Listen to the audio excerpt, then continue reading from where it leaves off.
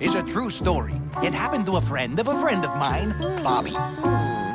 He was broke and they needed to get a part-time job, so he checked out the want ads, the student employment centers, all the places you'd look if you were looking for a job. One day, while leafing through the paper, he came across an ad from Bill's Bagel Boutique. Yeah, that was the place that had 187 different varieties of bagels, and they were looking for some help. Well, Bobby always liked bagels and thought it might be fun, so he applied for the job. Well, the very next day, they called him up. "Sure," said Bobby. "When do I start?" "Right now," said the owner, who showed Bobby the bagel suit. What do you mean, bagel suit? But a job's a job, and that's what the job was. He was the new bagel boy. He had to stand out in front of the bakery and wave at people, inviting them to come on in.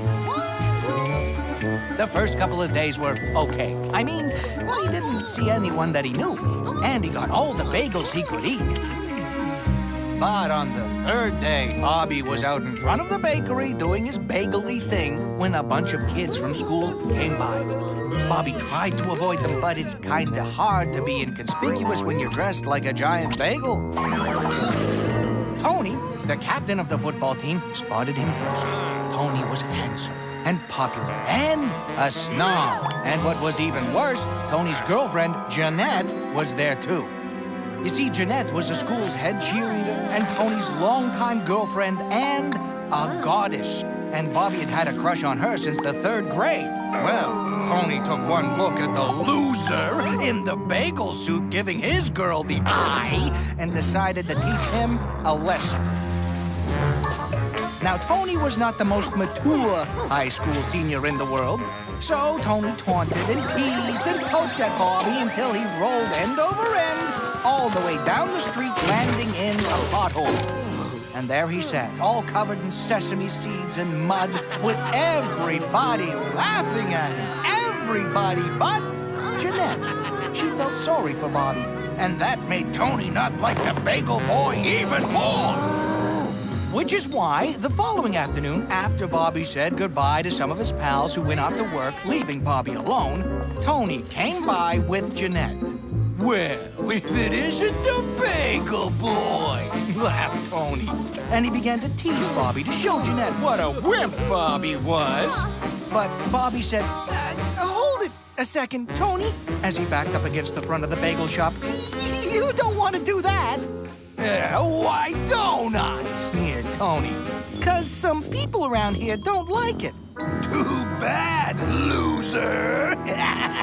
Tony grabbed the bagel boy. He was gonna shove him down the hill again when someone tapped his shoulder. He spun around, came face to face with a giant ice cream cone. Actually, it was Trevor, one of Bobby's pals who worked for the ice cream parlor down the street. And behind him was a guy in a giant taco suit from the Mexican restaurant, and another friend wearing a submarine sandwich, and the girl dressed as a smoked turkey leg.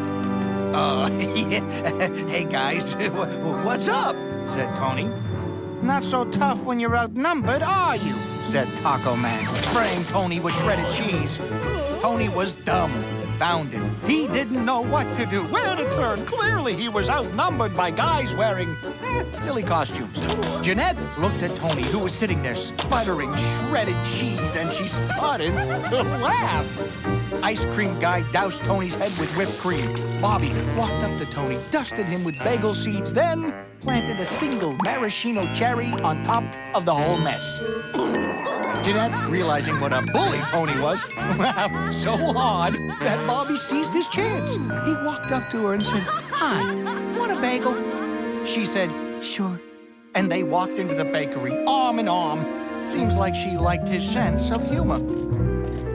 This is a true story. It happened to a friend of mine, Bobby, the bagel boy, who worked his way through school, became a successful businessman, bought a bagel shop, and hired Tony to be his bagel boy.